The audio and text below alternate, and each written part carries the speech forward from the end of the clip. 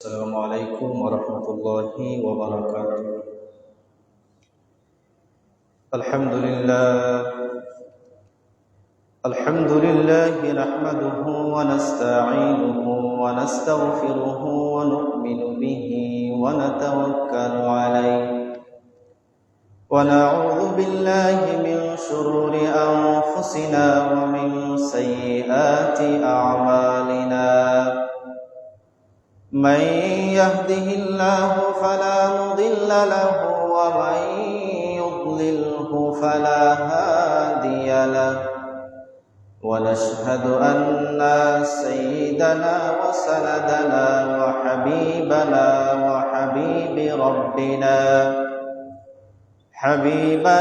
وحبيب ربنا ومولانا محمدا عبده ورسوله.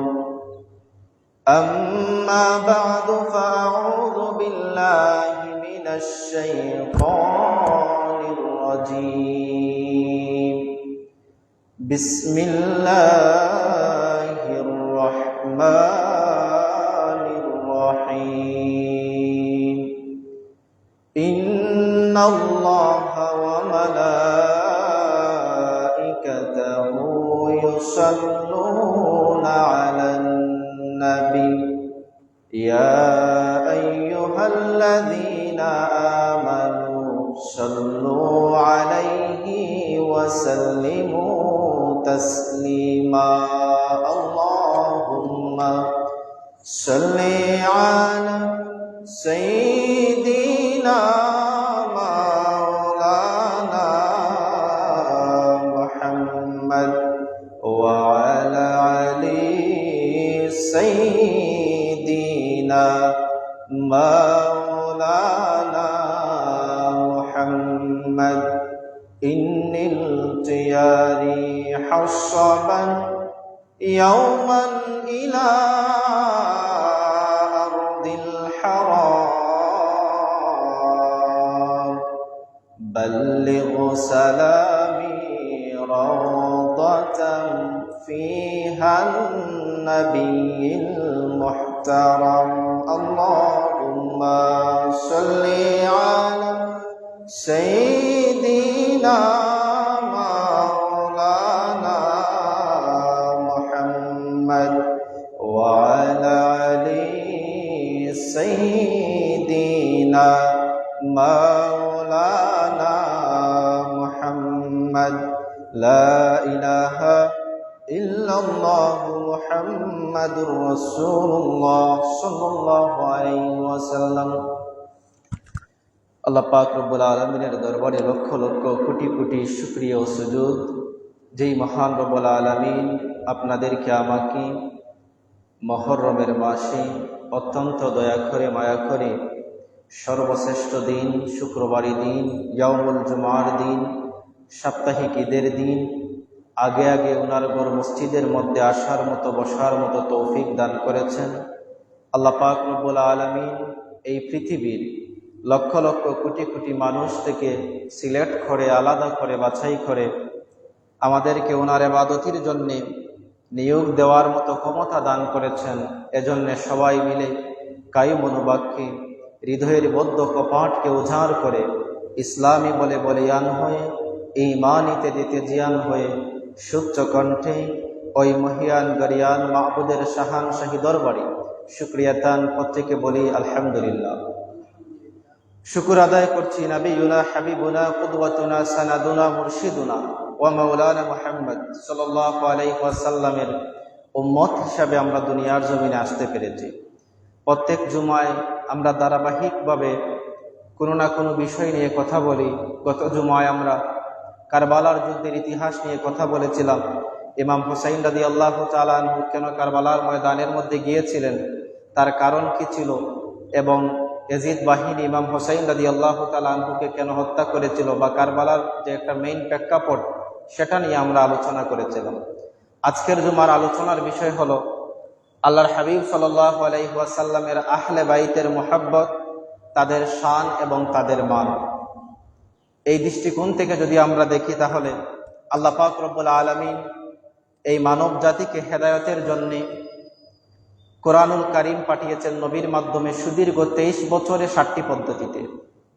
এই কোরআনুল কারীমের সূরাতুল আযহাবের 33 নম্বর আয়াতের মধ্যে আল্লাহ পাক রব্বুল আলামিন বলছেন, ওয়াকারনা ফি বুয়ুতিহুন্না ওয়ালা তাবাররুজনা তাবাররুজাল জাহিলিয়াতিল উলা ওয়াকিমনাস সালাতা ওয়া আতিনাজ যাকাতা ওয়া আতি'নাল্লাহা ওয়া রাসূলাহু ইন্নামা ইউরিদুল্লাহু লিইয়ুযহিবা আনকুমুর রিজসা আহলাল বাইতি ওয়া ইউতাহহিরাকুম তাতহীরা।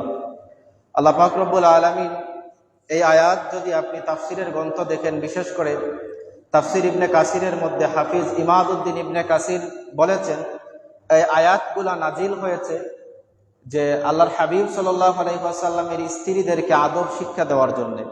আল্লাহ পাক রব্বুল আলামিন এই আয়াতের প্রথমে বলেছেন, ওয়াকারনা ফি বুয়ুতিহুন্না ওয়ালা ওয়াকারনা ফি বুয়ুতিহুন্না, অর্থাৎ আল্লাহ রাসূল সাল্লাল্লাহু আলাইহি ওয়াসাল্লামের স্ত্রীদেরকে আদেশ দেওয়ার মাধ্যমে উনি সমস্ত মুসলিম উম্মাহের যত স্ত্রী রয়েছেন তাদেরকে জানিয়ে দিলেন যে আপনারা আপনাদের ঘরের মধ্যে অবস্থান করেন। অর্থাৎ যত স্ত্রী রয়েছেন বা মেয়ে জাতীয় মানুষ রয়েছেন, আল্লাহ নবীকে আল্লাহ জানিয়ে দিলেন যে আপনারা ঘরের মধ্যে অবস্থান করেন। হ্যাঁ, প্রয়োজন মতো আপনারা ঘর থেকে বাহির হতে পারবেন, প্রয়োজন ছাড়া বিনা প্রয়োজনে আপনি ঘরের বাহিরের মধ্যে যাবেন না। এটাই আল্লাহ পাক রব্বুল আলামিন এই আয়াতের মধ্যে আমাদেরকে শিক্ষা দিলেন প্রথম অংশে। এরই প্রেক্ষিতে ইবনে কাসির রাহিমাহুল্লাহ তাফসির ইবনে কাসিরের মধ্যে একখানা হাদিস এনেছেন, যে হাদিসটা হচ্ছে আল্লাহ রাসূল সাল্লাল্লাহু আলাইহি ওয়াসাল্লামকে কিছু মহিলা এসে জিজ্ঞাসা করলেন, ইয়া রাসূলুল্লাহ, ইয়া হাবিবাল্লাহ, এই দুনিয়ার জমিনে পুরুষ মানুষ যারা ওনারা যুদ্ধের মধ্যে যান, ওনারা যুদ্ধের মধ্যে গিয়ে জিহাদ করেন, আর আপনি বলেছেন ইয়া রাসূলুল্লাহ, ইয়া হাবিবাল্লাহ, একজন মানুষ যদি যুদ্ধের মধ্যে যায় আর সেখানের মধ্যে গিয়ে যদি সে শহীদ হয়, তাহলে তার রক্তের ফুটা দুনিয়ার জমিনে পড়ার আগে আগে আল্লাহ পাক রব্বুল আলামিন তার সমস্ত গুনাহকে ক্ষমা করে তাকে জান্নাতুল ফেরদাউসের মেহমান হিসাবে কবুল করে নেন। ইয়া রাসূলুল্লাহ, ইয়া হাবিবাল্লাহ, আপনি বলেছেন কোনো মানুষ যদি জিহাদের ময়দানের মধ্যে যায় আর সে যদি সেখানের মধ্যে শহীদ না হয়, আবার ফিরে আসে, আল্লাহ পাক রব্বুল আলামিন তাকে গাজীর মর্যাদা দিয়েছেন। ইয়া রাসূলুল্লাহ, ইয়া হাবিবাল্লাহ, আমরা তো মহিলা মানুষ, আমাদের তো ইচ্ছা হয় ময়দানের মধ্যে গিয়ে আল্লাহ পাক রব্বুল আলামিনের হুকুম কায়েম করতে, কাফেরদের সাথে যুদ্ধ করতে। ইয়া রাসূলুল্লাহ, ইয়া হাবিবাল্লাহ, আমাদের জন্য কি এমন কোনো ব্যবস্থা নাই যেই ব্যবস্থার মাধ্যমে আমরা জিহাদের সওয়াব অর্জন করতে পারি, আমরা যুদ্ধে যাওয়ার যে সওয়াব সেটা অর্জন করতে পারি?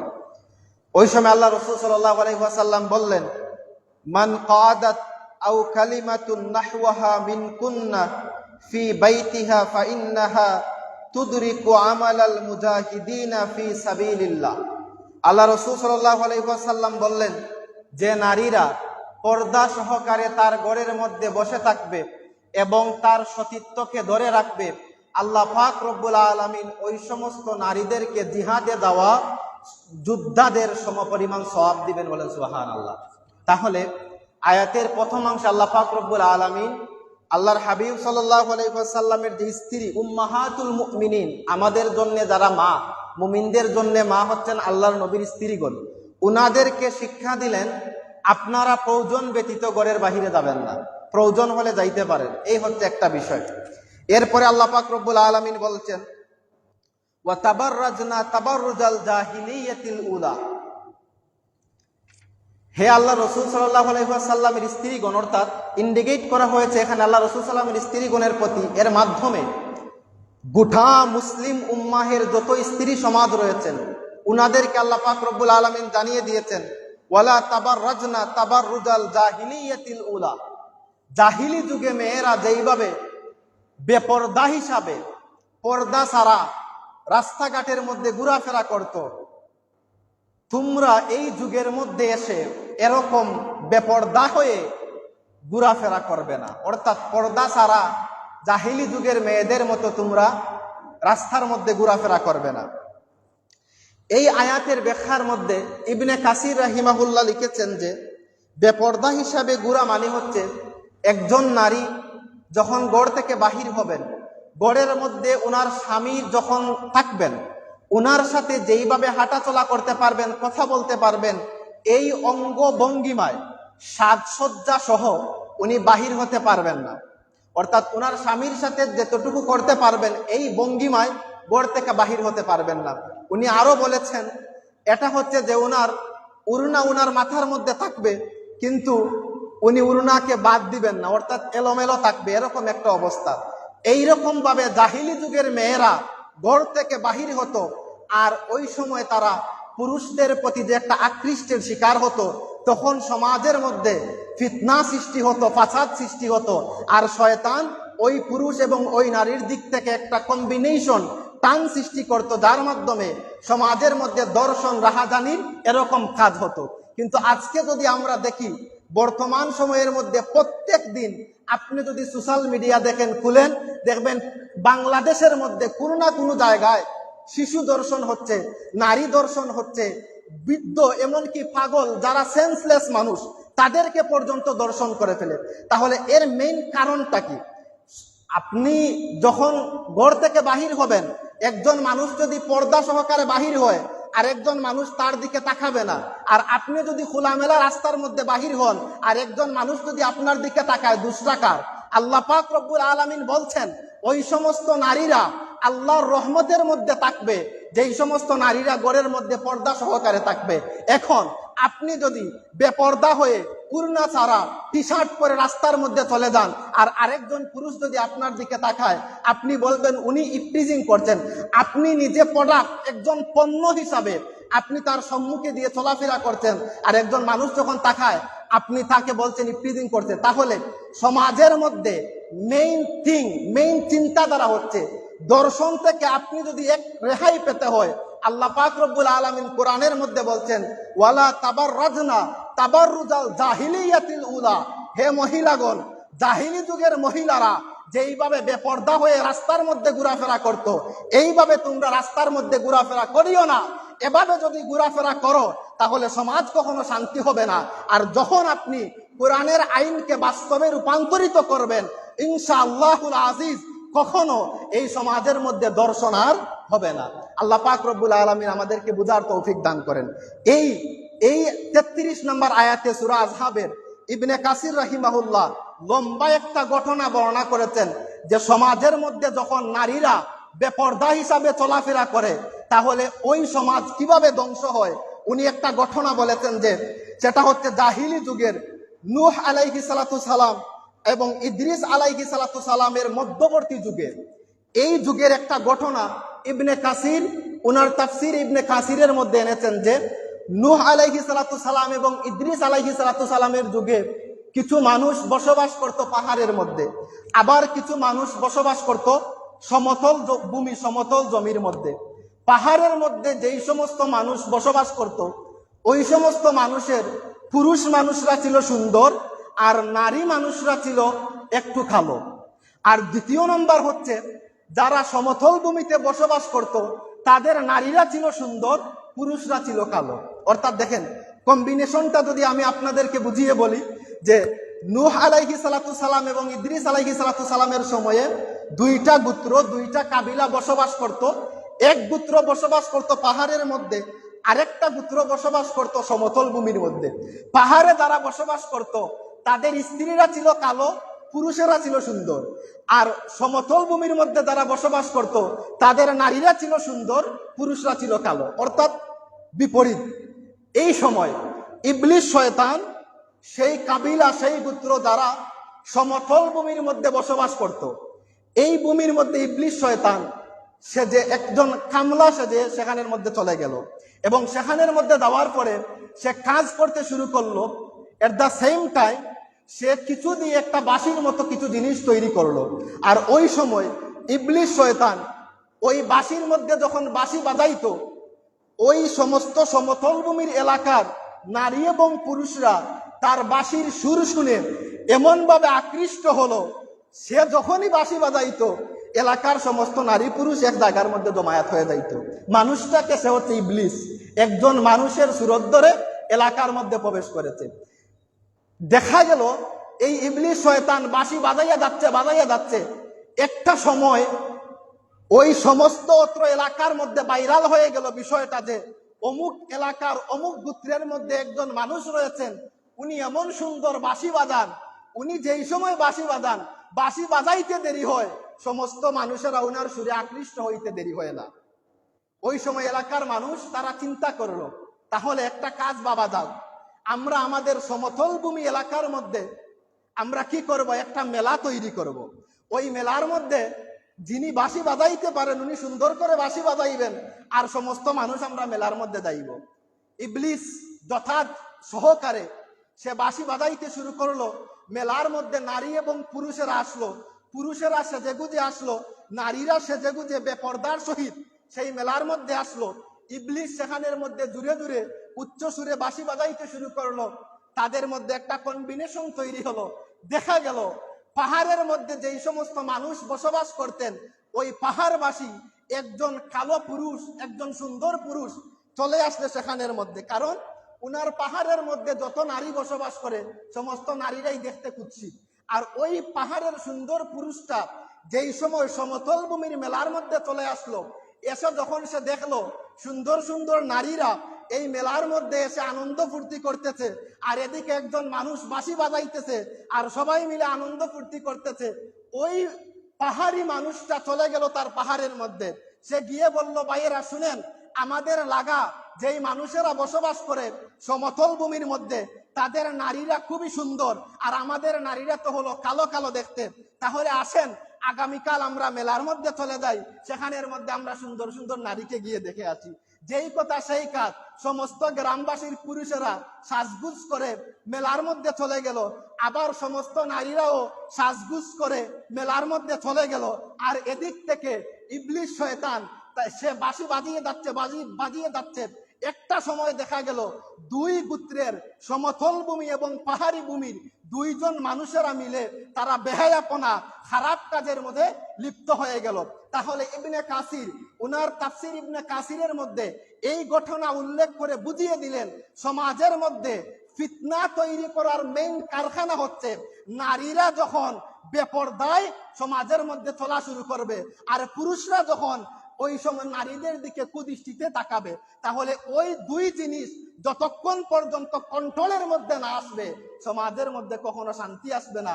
আর সমাজের মধ্যে কখনো দর্শন, কখনো ইফতিরিং, কখনো মাদক আসক্ততা, এগুলা কখনো দূর হবে না। সম্মানিত হাজিরিন, এই হচ্ছে আল্লাহ পাক রব্বুল আলামিন বলছেন, ওয়ালা তাবাররুজনা ওয়ালা তাবাররাজনা তাবাররুজাল জাহিলিয়াতিল উলা। হে নারীরা, জাহিলি যুগের নারীরা যেইভাবে সাজগুজ করে অর্ধ উলঙ্গ হয়ে রাস্তার মধ্যে বাহির হতো, তোমরা এরকম বাহির হবে না।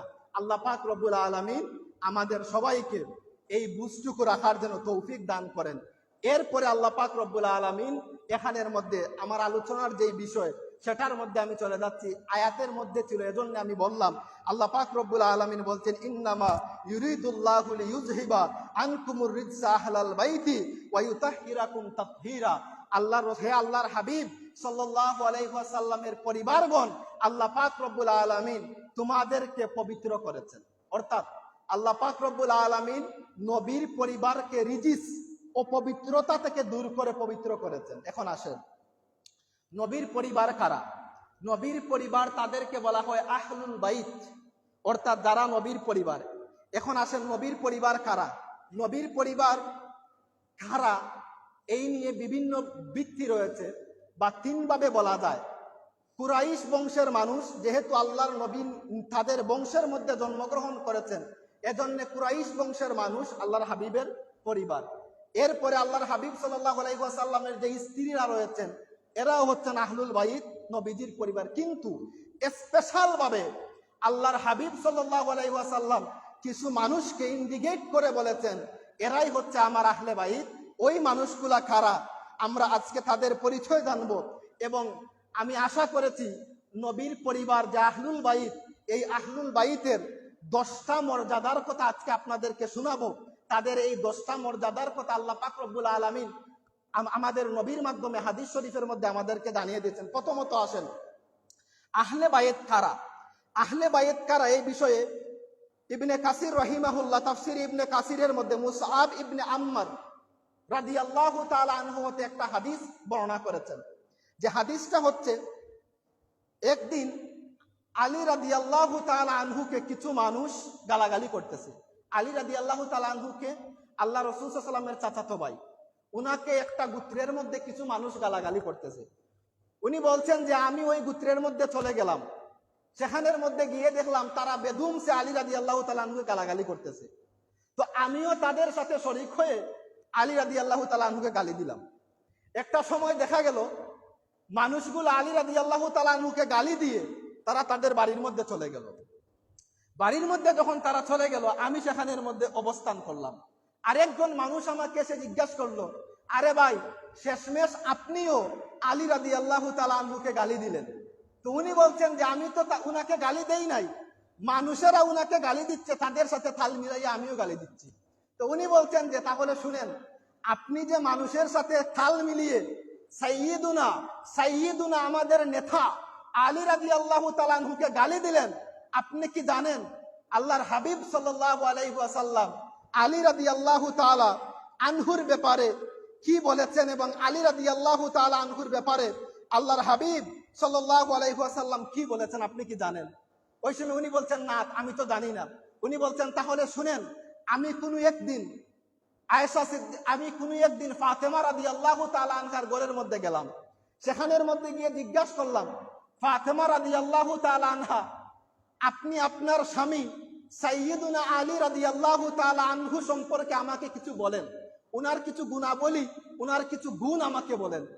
ফাতেমা রাদিয়াল্লাহু তাআলা আনহা বললেন, আলী রাদিয়াল্লাহু তাআলা আনহু সম্পর্কে আমি কোনো কিছু বলবো না, আপনি কিছুক্ষণ অপেক্ষা করেন, আল্লাহর হাবিব সাল্লাল্লাহু আলাইহি ওয়াসাল্লাম যখন আমার ঘরের মধ্যে আগমন করবেন, উনি এসে আলী রাদিয়াল্লাহু তাআলা আনহুর সম্পর্কে কিছু বললেন।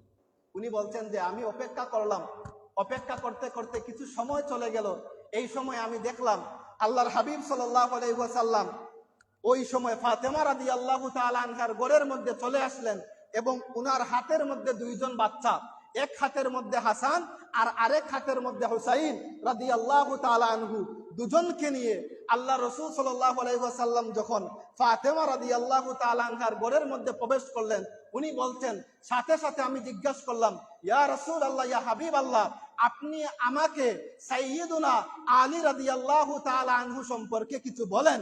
এই সময় আল্লাহ রাসূল সাল্লাল্লাহু আলাইহি ওয়াসাল্লাম ফাতেমা রাদিয়াল্লাহু তাআলা আনহাকে ডাক দিলেন, সাথে সাথে আলী রাদিয়াল্লাহু তাআলা আনহুকে ডাক দিলেন এবং উনার সাথে সাইয়্যিদুনা ইমাম হুসাইন রাদিয়াল্লাহু তাআলা আনহু ছিলেন এবং ইমাম হাসান রাদিয়াল্লাহু তাআলা আনহু ছিলেন। তাদেরকে একত্রিত করলেন এবং উনি বললেন, ইন্নামা ইউরিদুল্লাহু লিইয়ুযহিবা আনকুমুর রিজসা আহলাল বাইতি ওয়া ইউতাহহিরাকুম তাতহীরা। হে শুনে রাখো, এই যে আল্লাহ পাক রব্বুল আলামিন বলেছেন যে আমার আহলে বাইত, আমার পরিবারকে আল্লাহ পাক রব্বুল আলামিন পবিত্র করেছেন। আল্লাহুম্মা হাউলাই আহলা বাইতি ওয়া আহলা বাইতি আহাক্কা। আমি যাদেরকে এখন চাদর দিয়ে ঘুরলাম, এরাই হচ্ছে আমার আহলি বাইত আর এরাই হচ্ছে আমার সর্বত্র কাছের মানুষ। বলেন সুবহানাল্লাহ।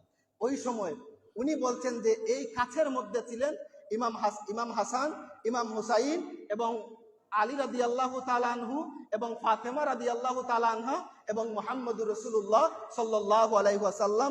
এই পাঁচজনকে বলা হয় আহলা বাইত। আর এই পাঁচজনকে আপনি যে মোহব্বত করবেন, ইমাম শাফিঈ বলেছেন, শাফিঈ মাযহাবের ইমাম, যে আহলা বাইতে রাসূলুল্লাহ সাল্লাল্লাহু আলাইহি ওয়াসাল্লাম, যে আল্লাহর নবীর পরিবারকে ভালোবাসা, তাদেরকে মোহব্বত করা হচ্ছে সমস্ত মানুষের প্রতি ওয়াজিব এবং তাদের প্রতি দুরূদ শরীফ পড়া সমস্ত মানুষের প্রতি ওয়াজিব। ইমাম আবু হানিফা নুমান ইবনে সাবিত রাদিয়াল্লাহু তাআলা আনহু বলেছেন, আহলে বাইতের প্রতি দুরূদ শরীফ পড়া হচ্ছে সুন্নাত। এখন আমরা পরিচয় পাইলাম যে আল্লাহ পাক রব্বুল আলামিন বলেছেন, ইন্নামা ইউরিদুল্লাহু লিইয়ুযহিবা আনকুমুর রিজসা আহলাল বাইতি ওয়া ইউতাহহিরাকুম তাতহীরা। আল্লাহ পাক রব্বুল আলামিন নবীর পরিবার আহলে বাইতকে পবিত্র করেছেন। এখন দেখেন, আমরা পরিচয় পাইলাম আহলে বায়াত কারা? পাঁচজন মানুষ, যাদেরকে বলা হয় পাক পাঞ্জাতন বা পবিত্র পাঁচটা দেহ। এর মধ্যে প্রথম হচ্ছেন মুহাম্মদ সাল্লাল্লাহু আলাইহি ওয়াসাল্লাম, দ্বিতীয় হচ্ছেন ফাতেমা রাদিয়াল্লাহু তাআলা আনহা, তৃতীয় হচ্ছেন আলী রাদিয়াল্লাহু তাআলা আনহু, চতুর্থ হচ্ছেন ইমাম হাসান আর পঞ্চম হচ্ছেন ইমাম হুসাইন। এই পাঁচজন মানুষকে ভালোবাসলে কি হবে? আজকে আমি 9টা জিনিস বলবো। আপনি যদি এই 5 জন মানুষকে ভালোবাসেন তাহলে আপনার কি লাভ হবে। এখন আসেন, তিরমিজি শরীফের হাদিসের মধ্যে রয়েছে যে এই আয়াত যখন নাজিল হলো, যে আল্লাহ পাক রব্বুল আলামিন সূরা আযহাবের মধ্যে 33 নম্বর আয়াতে জানিয়ে দিলেন, ইয়া রাসূলুল্লাহ, ইয়া হাবিবাল্লাহ, আমি আপনার পরিবারকে সমস্ত অপবিত্রতা থেকে মুক্ত করে পবিত্র করে দিয়েছি। এই সময় আল্লাহ রাসূল সাল্লাল্লাহু আলাইহি ওয়াসাল্লাম যখন ফজরের নামাজের মধ্যে যাইতেন, ফজরের নামাজের মধ্যে যখন যাইতেন, এই সময় উনি ফাতেমা রাদিয়াল্লাহু তাআলা আনহার ঘরের দিকে যাইতেন। অর্থাৎ মসজিদে নববীর যাওয়ার রাস্তাটা ছিল ফাতেমা রাদিয়াল্লাহু তাআলা আনহার বাড়ির দিকে, যেই রাস্তা, এই সময় এই রাস্তা সকালে যখন যাইতেন, আল্লাহ রাসূল সাল্লাল্লাহু আলাইহি ওয়াসাল্লাম বলতেন, আসসালাতু ইয়া আহলা বাইতি ইন্নামা ইউরিদুল্লাহু লিইয়ুযহিবা আনকুম রিজসা আহলাল বাইতি ওয়া ইউতাহহিরাকুম তাতহীরা। হে আমার আহলে বাইত, ফজরের সময় হয়েছে, ঘুম থেকে উঠে যাও, কারণ আল্লাহ পাক রব্বুল আলামিন তোমাদের কাছ থেকে সমস্ত অপবিত্রতাকে দূর করে পবিত্র করেছে। তাহলে দেখেন, আল্লাহর নবী উনার যে ফাতেমা রাদিয়াল্লাহু তাআলা আনহুর ঘরের দিক দিকে ফজরের নামাজের মধ্যে যাইতেন এবং বলতেন, ইয়া আহলা বাইতি রাসূলি, হে রাসূলের আহলে বাইত, হে রাসূলের পরিবার, তোমরা এখন ঘুমিয়ে থেকো না, তোমরা এখন উঠে যাও, কারণ আল্লাহ পাক রব্বুল আলামিন তোমাদেরকে পবিত্র করেছেন। যেহেতু আল্লাহ পবিত্র করেছেন, তাহলে তো তোমরা আর নামাজ ছাড়তে পারবে না। এরকম আল্লাহ রাসূল সাল্লাল্লাহু আলাইহি ওয়াসাল্লাম উনার যেই পরিবার আহলে বাইতকে বলতেন। এবার আসেন, আল্লাহ রাসূল সাল্লাল্লাহু আলাইহি ওয়াসাল্লাম বলেছেন আহলে বাইতকে ভালোবাসার ফলাফল। 3 নাম্বার কথা, এই হচ্ছে 2টা শান তাদের বর্ণনা করলাম। 3 নাম্বার হচ্ছে আহলে বাইতকে ভালোবাসার ফলাফল। আপনি যদি ইমাম হাসান, ইমাম হুসাইন, মুহাম্মদ সাল্লাল্লাহু আলাইহি ওয়াসাল্লাম, ফাতেমা এবং আলী, এই 5 জন মানুষকে ভালোবাসেন, তাহলে লাভ কি হবে? তিরমিজি শরীফের হাদিস, আল্লাহ রাসূল সাল্লাল্লাহু আলাইহি ওয়াসাল্লাম বলেছেন যে সাহাবী বলেন, আল্লাহ রাসূল সাল্লাল্লাহু আলাইহি ওয়াসাল্লাম একদিন বললেন, আনা শাজারাতুন, আমি হচ্ছি একটি গাছ। সাহাবীরা বললেন, ইয়া রাসূলুল্লাহ, ইয়া হাবিবাল্লাহ, দুনিয়ার জমিনে যত গাছ আমরা দেখেছি সমস্ত গাছের মধ্যে ডাল থাকে। ইয়া রাসূলুল্লাহ, ইয়া হাবিবাল্লাহ, আপনি বলেছেন আনা শাজারাতুন, আপনি হচ্ছেন একটি গাছ, তাহলে এই গাছের ডালপালা তো থাকার কথা, ওই ডালপালাগুলাকে উনি বলছেন আমি যেই গাছ, এই গাছের ডাল হচ্ছে আমার কন্যা ফাতেমা রাদিয়াল্লাহু তাআলা আনহা। এবার সাহাবীরা বললেন, ইয়া রাসূলুল্লাহ, ইয়া হাবিবাল্লাহ, গাছ বুঝলাম আপনি, ফাতেমা হচ্ছেন ডাল। ইয়া রাসূলুল্লাহ, ইয়া হাবিবাল্লাহ, আমরা তো দেখি গাছের মধ্যে কিছু ফুল ফুটে। ইয়া রাসূলুল্লাহ, ইয়া হাবিবাল্লাহ, আপনার গাছের ফুল কে হবে? আল্লাহ রাসূল সাল্লাল্লাহু আলাইহি ওয়াসাল্লাম বলছেন, আমার যেই গাছ, এই গাছের ফুল হচ্ছেন সাইয়্যিদুনা আলী রাদিয়াল্লাহু তাআলা আনহু। সাহাবীরা বললেন, ইয়া রাসূলুল্লাহ, ইয়া হাবিবাল্লাহ, মেনে নিলাম গাছ হচ্ছেন আপনি, ডাল হচ্ছেন ফাতেমা, ফুল হচ্ছেন আলী। ইয়া রাসূলুল্লাহ, ইয়া হাবিবাল্লাহ, দুনিয়ার গাছের মধ্যে আমরা তো দেখি যেই গাছের মধ্যে ফুল ফুটে সেই গাছের মধ্যে কিছুদিন দেওয়ার পরে ফলও চলে আসে। ইয়া রাসূলুল্লাহ, ইয়া হাবিবাল্লাহ, আপনার যেই গাছ, এই গাছের ফলকে? ওই সময় আল্লাহ রাসূল সাল্লাল্লাহু আলাইহি ওয়াসাল্লাম বলছেন, এই গাছের ফল হচ্ছেন সাইয়্যিদুনা ইমাম হুসাইন রাদিয়াল্লাহু তাআলা আনহু এবং ইমাম হাসান রাদিয়াল্লাহু তাআলা আনহু। এই সময় সাহাবীরা বলছেন, ইয়া রাসূলুল্লাহ, ইয়া হাবিবাল্লাহ, তাহলে এখানে তো শেষ না, গাছের মধ্যে ডাল থাকে, ফুল থাকে, ফল থাকে। ইয়া রাসূলুল্লাহ, ইয়া হাবিবাল্লাহ, পাতা ছাড়া তো কখনো একটা গাছ তৈরি হওয়া সম্ভব না। ইয়া রাসূলুল্লাহ, ইয়া হাবিবাল্লাহ, আপনার ওই গাছের মধ্যে পাতাগুলাকে?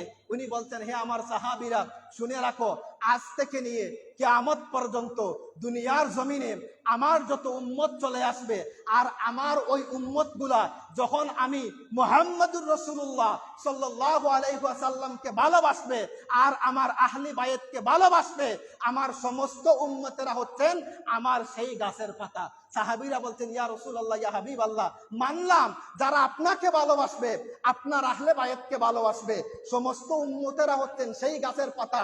ইয়া রাসূলুল্লাহ, ইয়া হাবিবাল্লাহ, আপনার গাছের ডাল, আপনার গাছের ফুল, আপনার গাছের পাতা, আপনার গাছের ফল যদি কোনো মানুষ হয়ে যায়, ইয়া রাসূলুল্লাহ, ইয়া হাবিবাল্লাহ, তাদের লাভটা কি হবে? আমার নবী বলছেন, যারা আমার গাছের পাতা, আমার গাছের ফুল, আমার গাছের ডাল হয়ে যাবে, আল্লাহ পাক রব্বুল আলামিন তাদেরকে জান্নাতে দিবেন। বলেন সুবহানাল্লাহ। তাহলে আপনারা যদি বুঝেন, জানি না বুঝছেন কিনা, যদি বুঝে থাকেন তাহলে বলেন তো, আজকে যদি আপনি আল্লাহর হাবিবকে ভালোবাসেন আর আল্লাহর হাবিবের পরিবারকে ভালোবাসেন, ইমাম হুসাইনকে ভালোবাসেন, ইমাম হাসানকে ভালোবাসেন, আলী রাদিয়াল্লাহু তাআলা আনহুকে ভালোবাসেন, আর এরপরে ফাতেমাকে ভালোবাসেন, তাহলে আল্লাহর নবীর এই হাদিস অনুযায়ী আপনি এবং আমি যারা ভালোবাসবো তারা হচ্ছে আল্লাহর নবীর গাছের পাতা। আর আল্লাহর নবী বলেছেন, আমার গাছের পাতা যারা হবে আল্লাহ পাক রব্বুল আলামিন তাদেরকে জান্নাতে দিবেন। তাহলে এখন দেখেন আহলে বায়েতকে ভালোবাসার ফলাফল হচ্ছে জান্নাত। আল্লাহ পাক রব্বুল আলামিন আমাদের সবাইকে আহলে বায়েতের প্রতি ভালোবাসার তৌফিক দান করুন। দুরূদ শরীফ পড়েন, আল্লাহুম্মা সাল্লি আলা সাইয়্যিদিনা মাওলানা মুহাম্মদ ওয়া আলা আলি সাইয়্যিদিনা মাওলানা মুহাম্মদ। এবার আসেন আহলে বায়াতের 4 নাম্বার ফজিলত, 3টা বলে ফেলেছি। 4 নাম্বার ফজিলত, আহলে বায়াতকে যারা ভালোবাসবে আল্লাহ তাদেরকে ভালোবাসবেন। কিভাবে শুনেন, তিরমিজি শরীফের হাদিস, উসামা বিন জায়েদ বর্ণনাকারী সাহাবীর নাম, উনি বলছেন কোন এক রাতের বেলা আল্লাহর হাবিব সাল্লাল্লাহু আলাইহি ওয়াসাল্লামের ঘরের মধ্যে আমি গেলাম আমার প্রয়োজনে। আমি গিয়ে দরজার মধ্যে আঘাত করলাম, ইয়া রাসূলুল্লাহ, ইয়া হাবিবাল্লাহ, আমি কি ঘরের মধ্যে আসতে পারি? এই সময় আল্লাহ রাসূল সাল্লাল্লাহু আলাইহি ওয়াসাল্লাম আমাকে বললেন যে হে উসামা বিন জায়েদ, তুমি আমার ঘরে আসতে পারো, কোনো সমস্যা নাই। উসামা বিন জায়েদ বলছেন, আমি আল্লাহর হাবিব সাল্লাল্লাহু আলাইহি ওয়াসাল্লামের ঘরের মধ্যে প্রবেশ করলাম এবং আমার যা প্রয়োজন ছিল আমি উনাকে জিজ্ঞাসা করলাম, ইয়া রাসূলুল্লাহ, ইয়া হাবিবাল্লাহ, এজন্য আমি আপনার দরবারের মধ্যে এসে হাজিরা দিয়েছি। আল্লাহ রাসূল সাল্লাল্লাহু আলাইহি ওয়াসাল্লাম, আমার প্রয়োজন শেষ, কথাবার্তা শেষ। আমিও আল্লাহ রসুলকে বলছি না, ইয়া রাসূলুল্লাহ, আমি উঠবো কিনা, অর্থাৎ আমি এখন কি চলে যাব। আল্লাহর নবীও আমাকে জিজ্ঞাসা করছেন না, হে উসামা বিন জায়েদ, তুমি কি আমাকে কোনো কিছু বলবে নাকি চলে যাবে? উনি বলছেন, আমিও নীরব, আল্লাহর নবীও নীরব। হঠাৎ করে আমার আর মনে বুঝে না, আমি জিজ্ঞাসা করলাম, ইয়া রাসূলুল্লাহ, ইয়া হাবিবাল্লাহ, মনের মধ্যে একটা প্রশ্ন, আমি যখন আপনার কাছে চলে আসলাম, ইয়া রাসূলুল্লাহ, ইয়া হাবিবাল্লাহ, আপনার 2 রানের উপরে চাদর দিয়ে কিছু একটা ঢাকা দেখতে পাচ্ছি, ইয়া রাসূলুল্লাহ, ইয়া হাবিবাল্লাহ, মনের মধ্যে বড় জানতে ইচ্ছা হয়ে গো নবীজি, আপনার 2 রানের মধ্যে 2টা চাদর দিয়ে যে ঢাকা জিনিস, ওইগুলা কি? আল্লাহর নবী সাথে সাথে চাদর ফেলে ফেললেন। আর এই সময় উসামা বিন জায়েদ বলছেন, আমি দেখি আল্লাহর হাবিবের এক রানের মধ্যে বসা ইমাম হাসান এবং আরেক রানের মধ্যে বসা ইমাম হুসাইন। সাথে সাথে আল্লাহর নবী 2খানা হাত তুলে ফেললেন এবং বললেন, রব্বুল আলামিন, আমি হুসাইন এবং হাসান দুজনকে ভালোবাসি, আপনিও তাদেরকে ভালোবাসেন। রব্বুল আলামিন কিয়ামতের আগের দিন পর্যন্ত আমার 2 নাতিকে যারা ভালোবাসবে আপনিও তাদেরকে ভালোবেসে ফেলেন। আর আল্লাহ পাক রব্বুল আলামিন যদি কোনো মানুষকে ভালোবেসে ফেলে তাহলে উনার ঠিকানা হয়ে যায় জান্নাত। বলেন সুবহানাল্লাহ। বুঝে থাকলে বলেন, আল্লাহর নবীর এই হাদিস আবার বলছি, যদি বুঝে থাকেন বলেন যে নবীজি বলছেন উনার 2 রানের মধ্যে উনার 2 নাতি বসা, আল্লাহর কাছে হাত তুলেছেন, তুলে বলেছেন, আল্লাহ, আমি তাদেরকে ভালোবাসি, আপনিও তাদেরকে ভালোবাসেন। আর কিয়ামতের আগের দিন পর্যন্ত আমার যত উম্মত আমার এই 2 নাতিকে ভালোবাসবে, আপনিও তাদেরকে ভালোবাসেন। এখন বলেন তো, আপনি এবং আমি যদি ইমাম হুসাইন কি ভালোবাসি, তাহলে আল্লাহর নবীর হাদিস অনুযায়ী আল্লাহ আমাদেরকে ভালোবাসবেন। আর আল্লাহ যদি কোনো মানুষকে ভালোবাসেন তাহলে বলুন, আল্লাহ কি কখনো জাহান্নামে দিবেন? ভালোবাসার মানুষকে কখনো তো জাহান্নামের মধ্যে দেওয়া যায় না। ভালোবাসার মানুষের একমাত্র ঠিকানাই হচ্ছে জান্নাত। এই হচ্ছে আহলে বায়েতের 4 নাম্বার ফজিলত বলছি, যে আহলে বায়েতকে ভালোবাসলে আপনার ঠিকানা হয়ে যাবে জান্নাত। এরপরে আসেন 6 নাম্বার হচ্ছে যে আল্লাহ রাসূল সাল্লাল্লাহু আলাইহি ওয়াসাল্লাম বলেছেন যে আমি অচিরেই দুনিয়ার জমিন থেকে বিদায় নিয়ে যাব। অর্থাৎ আল্লাহর নবী যখনই বিদায় নেওয়ার সময় ঘনিয়ে আসছে, সাহাবীদেরকে বলতেন, হে আমার সাহাবীরা, আমি একজন মানুষ, আমার কাছে ওহী আসে, আমি এক সময় বিদায় নিয়ে যাব, তবে তোমাদের দুঃখের কোনো কারণ নাই। আমি যেহেতু বিদায় নিব, তবে আমি তোমাদের কাছে 2টা জিনিস রেখে যাব। এই 2 জিনিস যদি তোমরা আঁকড়ে ধরে রাখতে পারো, লান তাদিল্লু, কখনো তোমরা পথভ্রষ্ট হবে না। অর্থাৎ এখন আমি আছি, নামাজ কিভাবে পড়বেন? এখন দেখেন বর্তমান নামাজ নিয়ে ঝামেলা, মসজিদের মধ্যে আসলে 20 কোয়ালিটির নামাজই দেখা যায়। ওই সময় যদি আল্লাহর নবী থাকতেন এখন, তাইলে কি আর এই ঝামেলা হইতো? আপনি গিয়ে নবীকে জিজ্ঞাসা করতেন, ইয়া রাসূলুল্লাহ, ইয়া হাবিবাল্লাহ, উনি হাত এখানে বাঁধেন, আমি এখানে বাঁধি, তো নামাজ কাটটা সহি? আল্লাহ নবী বলে দিতেন যে তুমি যে ওইখানে হাত বাঁধো তোমার নামাজটা সহি। তাহলে যেহেতু আল্লাহর নবী দুনিয়াতে নাই, আল্লাহর নবী জানেন সমস্যা সৃষ্টি হবে, হে আমার উম্মত এই সময় কি হবে? তাহলে আল্লাহর নবী বলছেন, সমস্যা সৃষ্টি হলে চিন্তার কোনো কারণ নাই, 2টা জিনিস রেখে যাচ্ছি, লান তাদিল্লু, যদি আঁকড়ে ধরে রাখো কখনো পথভ্রষ্ট হবে না। 1 নাম্বার হচ্ছে কিতাবুল্লাহ, আল্লাহর কিতাব কোরআন শরীফ। যতক্ষণ পর্যন্ত কোরআনকে আঁকড়ে ধরে রাখবে ততক্ষণ পর্যন্ত তোমরা পথভ্রষ্ট হবে না। আর 2 নাম্বার ওয়াইতরাতি, আমার আহলে বায়েত, যতক্ষণ পর্যন্ত আমার আহলে বায়াতের সাথে ভালো সম্পর্ক রাখবে ততক্ষণ পর্যন্ত তোমরা পথভ্রষ্ট হবে না। তাহলে আসেন, 6 নম্বর ফজিলত হচ্ছে আহলে বায়াতের সাথে যদি আমরা সম্পর্ক রাখি তাহলে আল্লাহ পাক রব্বুল আলামিন বলছেন আমরা কখনো পথভ্রষ্ট হব না। আর যদি আপনি এবং আমি পথভ্রষ্ট না হই, সহি দ্বীনের মধ্যে থাকি, জান্নাতের মধ্যে আল্লাহ পাক রব্বুল আলামিন আমাদেরকে দিয়ে দিবেন। এবার আসেন 7 নাম্বার কথা, আল্লাহ রাসূল সাল্লাল্লাহু আলাইহি ওয়াসাল্লাম বলছেন কোনো একদিন ইমাম হাসান এবং ইমাম হুসাইন দুইজন চলে আসলেন। ইয়া রাসূলুল্লাহ, ইয়া হাবিবাল্লাহ, পাশের বাসার মানুষেরা তাদেরকে ঘোড়া কিনে দিয়েছে। ইয়া রাসূলুল্লাহ, ইয়া হাবিবাল্লাহ, তারা ঘোড়ার মধ্যে উঠে। ইয়া রাসূলুল্লাহ, ইয়া হাবিবাল্লাহ, আমাদেরও মন চায় আমরাও যাতে ঘোড়ার মধ্যে উঠি। এই সময় আল্লাহর হাবিব সাল্লাল্লাহু আলাইহি ওয়াসাল্লাম তার কোটিপতি ছিলেন না, উনি গরিবী হালতের মধ্যে গিয়েছেন। দেখা যায় ইমাম হাসান এবং ইমাম হুসাইন রাদিয়াল্লাহু তাআলা আনহুমা, তারা আম্মাজান ফাতেমা রাদিয়াল্লাহু তাআলা আনহাকে গিয়ে বলছেন, মা আমাদেরকে খাবার দাও। ওই সময় উনি কি করবেন, ঘরের মধ্যে কোনো খাবার নাই, চুলার মধ্যে পাতিল বসিয়েছেন এবং সেখানের মধ্যে পাথর দিয়েছেন, নিচে আগুন দিয়েছেন। এই সময় বারবার গিয়ে হাসান এবং হুসাইন বলছেন, মা আমাদেরকে খাবার দাও, আমাদেরকে খাবার দাও। উনি বলছেন, বাবা একটু ধৈর্য ধরো, যখন খাবারটা হয়ে যাবে আমি দিয়ে দিব। আসলে ডেগের মধ্যে কোনো খাবার নাই, সন্তানদেরকে বুঝ দেওয়ার জন্য পাথর দিচ্ছেন ডেগের মধ্যে। যখন অনেক সময় হয়ে গেল, হাসান এবং হুসাইন বলছেন, মা এই খাবারটা কি অনেক কঠিন কি সেই খাবার, আমরা আমাদের পেটের জ্বালা আর সহ্য করতে পারছি না। এইভাবে হইতে হইতে রাত্রি যখন হয়ে গেল, আল্লাহর নবী মুহাম্মদুর রাসূলুল্লাহ সাল্লাল্লাহু আলাইহি ওয়াসাল্লাম ঘরের মধ্যে চলে আসলেন। হাসান এবং হুসাইন দৌড় দিয়ে গিয়ে বললেন, নানা জান, সারা দিনের মধ্যে আমাদের পেটের মধ্যে কোনো খাবার দেয় নাই। আল্লাহর হাবিব সাল্লাল্লাহু আলাইহি ওয়াসাল্লাম সাথে সাথে চোখের পানি ফেলে দিলেন এবং বললেন, আমি যদি এখন চাই আল্লাহ পাক রব্বুল আলামিন জান্নাত থেকে আমাকে সর্বোত্তম খাবারের ব্যবস্থা করে দিবেন। হে আমার দুই নাতি, শুনে রাখো, তোমরা একদিন ধরে উপবাস, খাবার নাই, কিন্তু দেখো আমি মুহাম্মদুর রাসূলুল্লাহ পেটের মধ্যে পাথর বেঁধে রেখেছি, আমার পেটের মধ্যে 3 দিন ধরে খাবার নাই। তাহলে আজকে আপনি বলেন, আমি গরিব মানুষ, খামের জন্য আমি মসজিদের মধ্যে আসতে পারি না, খামের জন্য আমি নামাজ পড়তে পারি না, খামের জন্য আমি এই কাজ করতে পারি না। তাহলে আল্লাহর নবী একাধারে 3 দিন না খেয়ে থেকেছেন, আপনি কয়দিন থেকেছেন? আপনি রমজানের মাসেও রোজা অবস্থায় আসরের সময় আইলে আপনার মাথা ঠিক থাকে না পেটের বুকে, তাইলে অজুহাত কখনো দিতে পারবেন। আল্লাহর নবী জানেন, উনি যদি বাদশাহী জীবন চালনা করতেন, উম্মত আমরা বলতাম, ইয়া রাসূলুল্লাহ আপনি তো বাদশা ছিলেন, লক্ষ টাকার মালিক ছিলেন, এজন্য দিনের কাম করেছেন, আমরা তো আর ধনী মানুষ না। এজন্য আল্লাহর নবী গরিবী হালতের মধ্যে ছিলেন, যাতে কিয়ামতের ময়দানে উম্মত বলতে না পারে, ইয়া রাসূলুল্লাহ, ইয়া হাবিবাল্লাহ, আমি গরিব ছিলাম, এজন্য আমি দিনের হুকুম এবং আহকাম মানতে পারি নাই। এই যখন অবস্থা, আল্লাহর নবী 3 দিনের উপবাস, হাসান হুসাইন হচ্ছেন 1 দিনের উপবাস। এই যখন অবস্থা, 2 নাতি বলছেন, ইয়া রাসূলুল্লাহ, ইয়া হাবিবাল্লাহ, আমাদের মন চাচ্ছে আমরা এখন ঘোড়া দৌড়াবো। এখন আল্লাহর নবী কি করবেন? নিজে খাবারের কিছু টাকা নাই, ঘোড়া কি করে কিনে দিবেন? আল্লাহর নবী নিজে আপনার সেজদার মধ্যে গেলে, অর্থাৎ যেই একটা অবস্থা হয় এইরকম ভাবে থাকলেন এবং পিঠের মধ্যে ইমাম হাসান এবং ইমাম হুসাইন রাদিয়াল্লাহু তাআলা আনহুকে বললেন, উঠো, এবং আল্লাহর নবী হামাগুড়ি দিয়ে উনি হাঁটতে শুরু করলেন। এই সময় ইমাম হুসাইন রাদিয়াল্লাহু তাআলা আনহু বলছেন, ইয়া রাসূলুল্লাহ, ইয়া হাবিবাল্লাহ, মানুষেরা যখন ঘোড়া চালায় এই সময় দেখি ঘোড়ার লাগাম তাদের হাতের মধ্যে থাকে।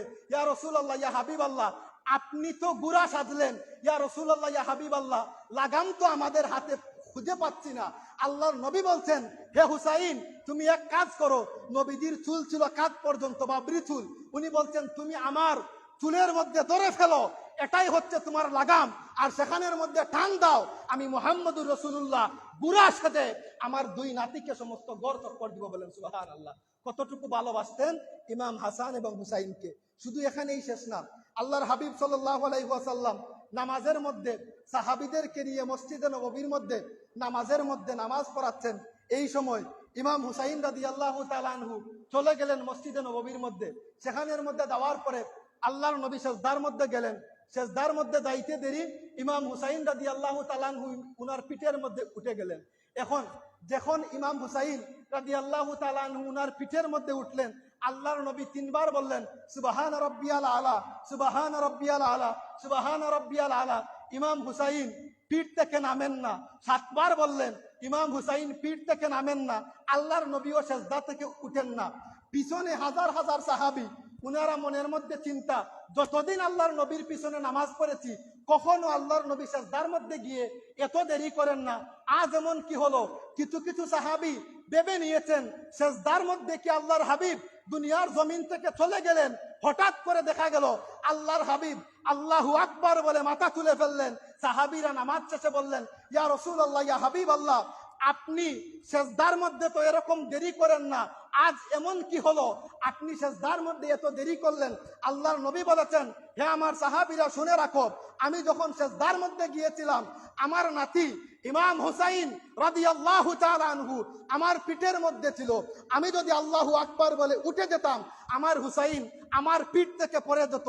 আর হুসাইন যদি পিঠ থেকে পড়ে যায় সে ব্যথা পাবে, আর হুসাইন ব্যথা পাবে। আমি মুহাম্মদুর রাসূলুল্লাহ এটা কখনো সহ্য করতে পারি না। যেহেতু আমার নাতি আমার পিঠের মধ্যে রয়েছে, একবার নয়, দুইবার নয়, আমি সুবহান রাব্বিয়াল আলা, সুবহান রাব্বিয়াল আলা আল্লাহর তাসবিহ পড়তেই থাকলাম যতক্ষণ পর্যন্ত না আমার নাতি আমার কাঁধ থেকে নেমে পড়েছে। যখনই হুসাইন নেমেছে এই সময় আমি আল্লাহু আকবার বলে সেজদা থেকে মাথা তুলেছি। বলেন সুবহানাল্লাহ। কি বুঝলেন? নামাজের মধ্যে যদি আপনি এরকম করে নামাজ হবে না। কিন্তু আল্লাহর নবী ইমাম হুসাইনকে এতটুকু ভালোবাসতেন যার কারণে ইমাম হুসাইন পড়ে যাবেন, এজন্য উনি সেজদা থেকে মাথা তুলছেন না, সেজদা নাম লম্বা করেছেন। গতদিন বলেছি এই ইমাম হুসাইন রাদিয়াল্লাহু তাআলা আনহুকে এই কারবালার মাসের 10 তারিখে ইয়াজিদ লানাতুল্লাহি আলাইহি যতবার এর নাম উচ্চারণ হবে আল্লাহর লানত তার উপরে। এই মানুষটা ইমাম হুসাইন রাদিয়াল্লাহু তাআলা আনহুকে এই কারবালার মাসের 10 তারিখে শহীদ করেছে, যেই ঘটনা আমি গতদিন আপনাদেরকে বলেছিলাম। কত নম্বরের নিকৃষ্ট মানুষ, এর কুকর্ম যদি আমি একটু আপনাদেরকে বলি, গত জুমায় বলেছি, একটু 5 মিনিটে বলবো। দেখেন, ইমাম হুসাইন রাদিয়াল্লাহু তাআলা বলার কারণ আছে। আজকে দেখবেন ইয়াজিদের প্রেমিক হুজুর বাহির হয়েছেন। একজন পীর সাহেব বলেছেন ইয়াজিদ নাকি 100 রাকাত নামাজ পড়তো, আর একজন বলছে যে ইয়াজিদের কোনো দোষ ছিল না। এখন বলেন তো, দুইজন মানুষ যদি ঝগড়া লাগে আর আপনি যদি গিয়ে বলেন উনি দোষী না, তাইলে বোঝা গেল অন্যজন দোষী। তো ইয়াজিদকে যদি বলেন আপনি দোষী না, তাহলে ইমাম হুসাইন দোষী। তারা বলে না যে ইমাম হুসাইন দোষী, কারণ ইমাম হুসাইনকে যদি দোষী বলে মানুষের মাইট তো আর একটাই মাটিত পড়বে না। এজন্য সুযোগে কৌশলে বলে ইয়াজিদের কোনো দোষ ছিল না, নাউজুবিল্লাহি মিন যালিক।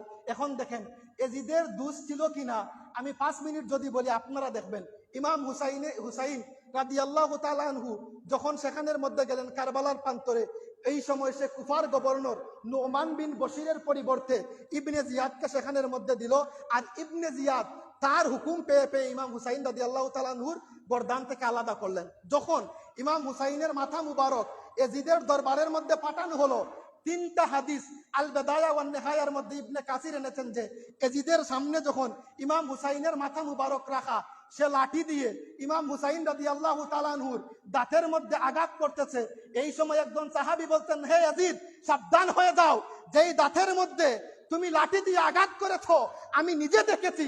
আল্লাহর হাবিব মুহাম্মদুর রাসূলুল্লাহ সাল্লাল্লাহু আলাইহি ওয়াসাল্লাম সেই দাঁতের মধ্যে চুমু খেয়েছেন। বলেন সুবহানাল্লাহ। তাহলে দেখেন তো, একজন মানুষের কাটা মাথা আপনার সম্মুখে, আর আপনি তার দাঁতের মধ্যে কি করছেন? আঘাত করতেছেন। এবং সে বলেছে মুহাম্মদ সাল্লাল্লাহু আলাইহি ওয়াসাল্লাম বদরের মধ্যে আমার দাদা এবং আমার পরিবারের মানুষকে হত্যা করেছেন। আজ মুহাম্মদের নাতি ইমাম হুসাইনকে হত্যা করে বদরে আমার ওই পূর্বপুরুষদের হত্যার প্রতিশোধ দিলাম। নাউজুবিল্লাহি মিন যালিক। এরপরেও বলে ইয়াজিদ নির্দোষ, ইয়াজিদ কোনো দোষ করে নাই। উনারা বলে ইয়াজিদ 100 রাকাত নামাজ পড়তো। ইয়াজিদ সব সময় মদ, জুয়া, নারীবাজিতে লিপ্ত ছিল। এবার দেখেন, ইয়াজিদের খেলাফত মাত্র 3 বছর ছিল। প্রথম বছর সে কি করেছে? ইমাম হুসাইন রাদিয়াল্লাহু তাআলা আনহুকে হত্যা করেছে, শেষ। 2 নম্বর বছর সে মদিনা শরীফের মধ্যে হামলা করেছে। কত নম্বরের নিকৃষ্ট! মদিনা শরীফে হামলা করে আল্লাহর নবীর 10,000 সাহাবীকে সে হত্যা করেছে। 3,000-এর বেশি সাহাবীদের স্ত্রীদের ইজ্জত লুণ্ঠন করেছে। আজকে যেই মসজিদে নববীর মধ্যে আমরা গিয়ে নামাজ পড়ি, যেই মসজিদে নববীর মিম্বরের মধ্যে বসে আল্লাহর নবী বক্তব্য দিতেন, যেই মসজিদের মিম্বরের মধ্যে বসে আল্লাহর নবী অশান্ত মক্কাকে শান্ত করেছিলেন, এই মসজিদে নববীর মধ্যে 3 দিন আজান বন্ধ ছিল। এই মসজিদে নববীর মধ্যে ইয়াজিদ তার বাহিনীকে উট, বুড়া, গাদা মসজিদে নববীর মধ্যে বেঁধে রেখেছিল, আর উটের প্রস্রাব পায়খানা মসজিদের নববীর মধ্যে সে 3 দিন করেছিল। আবি সাইদ খুদরি রাদিয়াল্লাহু তাআলা আনহু বলছেন যে আমি এই সময় 90 বছরের বৃদ্ধ, আমি বুঝা হয়ে ধরেন লাঠি দিয়ে হাঁটি।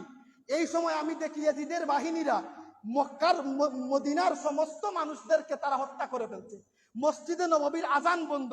এই সময় আমি বৃদ্ধ মানুষ, তরবারি হাতে নেওয়ার মতো ক্ষমতা আমার নাই। এই সময় উনি বলতেন আমি যেন 18 বছরের যুবকের মতো আমার শরীরের মধ্যে স্পৃহা চলে আসলো। আমি তরবারি হাতে নিয়ে বললাম, তোমরা কারা? আল্লাহর হাবিব সাল্লাল্লাহু আলাইহি ওয়াসাল্লামের মসজিদের মধ্যে উট এবং গাদা বেঁধে রাখতো।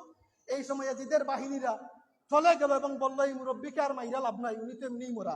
উনি বলছেন আমাকে আর তারা মারে নাই, চলে গেল। এই সময় মেশকাতুল মাসাবির মধ্যে একজন তাবেঈ হাদিস বর্ণনা করছেন 3 দিন মদিনা এই মসজিদে নববীর মধ্যে আজান হয় নাই, নামাজ হয় নাই। নামাজ হয় নাই তো কি হয়েছে? উনি বলছেন আমি যখন দেখলাম সমস্ত মদিনার মানুষকে ইয়াজিদ মেরে ফেলছে, আমি এই সময় আল্লাহর হাবিব সাল্লাল্লাহু আলাইহি ওয়াসাল্লামের রওজা যেখানে সেখানের মধ্যে ছিলাম, আমি দেখলাম আমাকে যদি ইয়াজিদের বাহিনীরা পায় আমাকেও মেরে ফেলবে। এই সময় আমি পাগলের বেশ ধারণ করলাম। উনি বলছেন আমি আমার গা থেকে জামা খুলে ফেললাম এবং আমার চুল লম্বা ছিল, এলোমেলো আমার চুল করে দিলাম, আমার চুলের মধ্যে কতটুকু বালি দিয়ে দিলাম, আর কাপড় গুড়াকে ছিঁড়ে ফেললাম। আর আল্লাহর হাবিব সাল্লাল্লাহু আলাইহি ওয়াসাল্লামের রওজায়ে আতরের একটা সতুনের পাশে হেলান দিয়ে আমি ঘুমের বান্দরে বসে পড়লাম। যখনই ইয়াজিদের বাহিনীরা সেখানের মধ্যে আসলো আমাকে হত্যা করার জন্য, এসে দেখলো যে একজন পাগল মানুষ সেখানের মধ্যে শুয়ে আছে। তারা ভাবলো আমি হয়তো পাগল, এজন্য তারা আমাকে হত্যা করে নাই, চলে গেল। উনি বর্ণনা করছেন আল্লাহর হাবিবের মসজিদে নববীর মধ্যে 3 দিন আজান একামত নামাজ বন্ধ থাকলে কি হবে? উনি বলেন আমি আল্লাহর হাবিবের রওজায়ে আতরের মধ্যে ছিলাম এবং আমি দেখতাম প্রত্যেক ওয়াক্ত নামাজের সময় আল্লাহর হাবিব রওজায়ে আতর থেকে আজান দিতেন এবং নামাজ পড়তেন। আল্লাহর নবীর আজান শুনে শুনে আমি আল্লাহর হাবিবের রওজায়ে আতরের পাশে 3 দিন একা একা নামাজ আদায় করেছি। বলেন সুবহানাল্লাহ। তাহলে এখান থেকে আমরা কি বুঝলাম? আল্লাহর নবী কবরের মধ্যে জীবিত না মৃত? আল্লাহর হাবিব সাল্লাল্লাহু আলাইহি ওয়াসাল্লাম কবরের মধ্যে জীবিত। কিন্তু দেখবেন আজ শায়েখ নামদারি, লাল দাড়িওয়ালা হুজুর, লাল জুব্বাওয়ালা হুজুর বলে ফেলবে যে আল্লাহর নবী মরে গেছেন, পচে গেছেন, শেষ। এজিদ উনার আব্বা লাগে, এজিদের একদম এজিদকে ভালোবাসতে বাসতে শেষ। তাহলে আমরা বলি এজিদকে যারা ভালোবাসেন 1 লক্ষ টাকা দিলে কি কেউ কোনো সন্তানের নাম এজিদ রাখবে? দেখবেন যেই হুজুর এজিদের শান গায় উনার সন্তানের নামও কিন্তু এজিদ রাখে না। 3য় বছর এই ইয়াজিদের বাহিনী মক্কা শরীফের মধ্যে হামলা করেছে। আশ্চর্য হবেন শুনলে। 3 নম্বর বছর তার খেলাফতের মক্কা শরীফের মধ্যে আক্রমণ করেছে এবং মক্কা শরীফের মধ্যে তারা কি ওই যে মিনজানিক যেটাকে বলে দূর থেকে আগুন দিয়ে তারা কাবা শরীফের গিলাফকে জ্বালিয়ে দিয়েছিল। এই 3 কাম করেছে এজিদ। তাহলে এরপরেও যদি কেউ এজিদকে মুসলমান বলে, লা হাওলা ওয়ালা কুওয়াতা ইল্লা বিল্লাহিল আলিয়্যিল আযীম। আমাদের সম্মুখে যখনই এজিদ নামক পাপিষ্ঠ ব্যক্তির নাম নেওয়া হয় তার প্রতি আমি মনে করি তার প্রতি লানত দেওয়া উচিত। আল্লাহ পাক রব্বুল আলামিন আমাদেরকে বুঝার তৌফিক দান করুন এবং আহলে বায়াতের মহব্বত যাতে আমাদের অন্তরের মধ্যে রাখার পুঙ্খানুপুঙ্খানু রাখার তৌফিক দান করেন।